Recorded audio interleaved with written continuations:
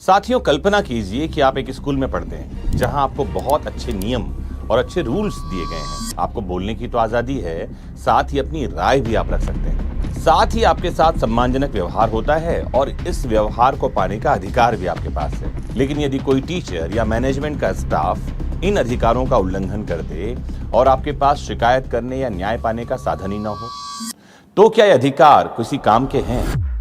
बिल्कुल नहीं। यही बात हमारे फंडामेंटल राइट्स पर भी लागू होती है। दोस्तों, अधिकार तभी तक सार्थक होते हैं जब उनके संरक्षण के लिए प्रभावी उपाय मौजूद हों। नमस्कार साथियों, आज हम बात करेंगे भारतीय संविधान के सबसे महत्वपूर्ण प्रावधानों के बारे में, जो हैं आर्टिकल 32 और आर्टिकल 226। मैं हूं आपका मित्र एमजे और जुड़ जाइए आज के इस लेक्चर से।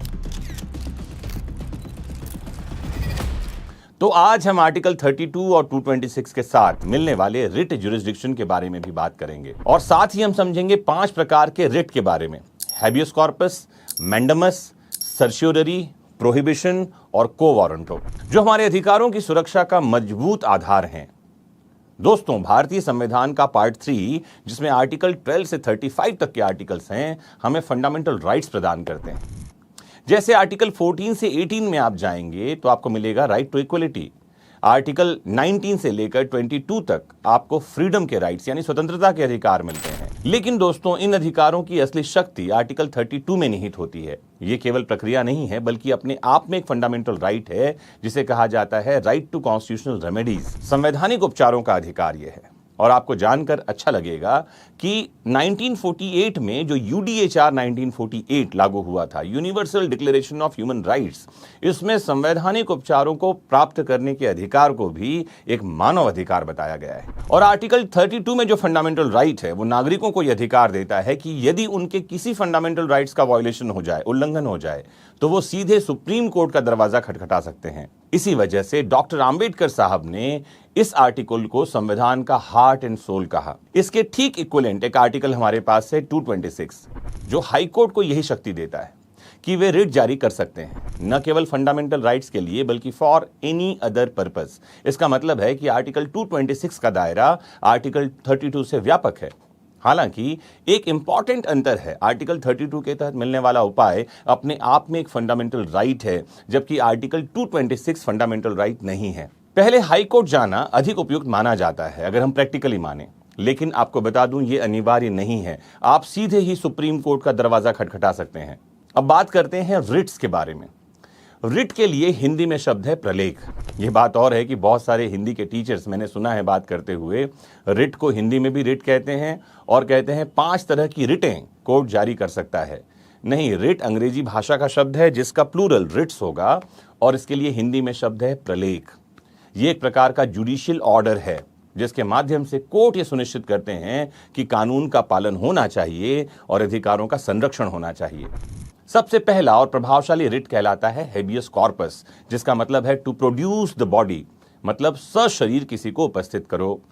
यदि किसी व्यक्ति को इलीगल तरीके से डिटेंशन में रखा गया है तो कोर्ट संबंधित अथॉरिटी को आदेश देता है, कहता है कि उस व्यक्ति को तुरंत कोर्ट के सामने प्रेजेंट किया जाए। यदि हिरासत अवैध पाई जाती है तो व्यक्ति को रिहा कर दिया जाएगा। फॉर एग्जाम्पल, यदि किसी व्यक्ति को बिना वैध कारण के पुलिस कस्टडी में रखा जाता है तो उसके परिजन हैबियस कॉर्पस दायर कर सकते हैं।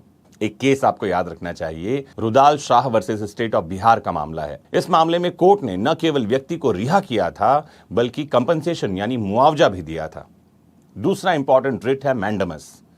इसके लिए हिंदी में शब्द है परमादेश, वी कमांड।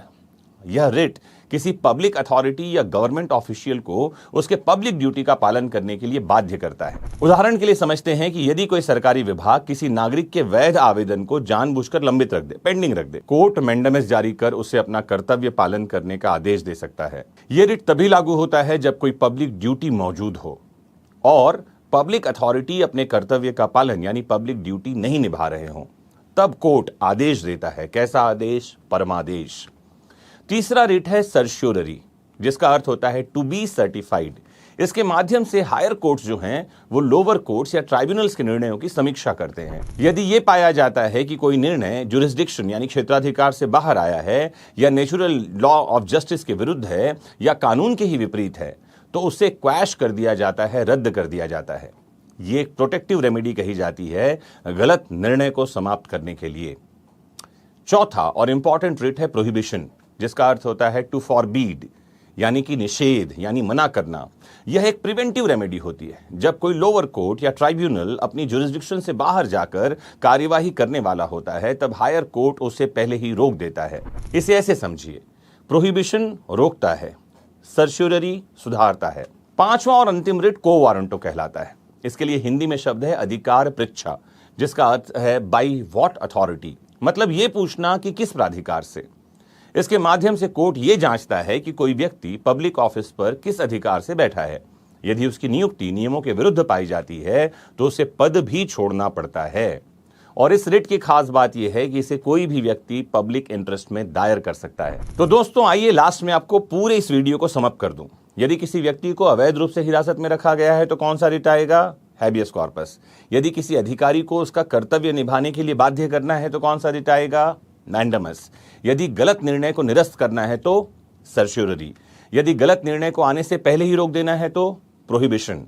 और यदि किसी पद पर बैठे व्यक्ति की वैधता पर सवाल उठाना है तो को वारंटो। वेरी गुड, आपको ये बात समझ में आ चुकी है।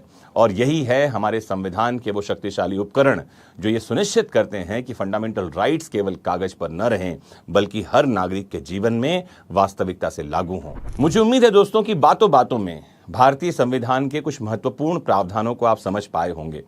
अगर आप इंडियन कॉन्स्टिट्यूशन मुझसे पढ़ना चाहते हैं तो विधिक शिक्षा ऐप डाउनलोड कर लीजिए, जहां आपको कंप्लीट इंडियन कॉन्स्टिट्यूशन पढ़ने का मौका मिलेगा। 140 से ज्यादा घंटे में मैंने इंडियन कॉन्स्टिट्यूशन पढ़ाया है।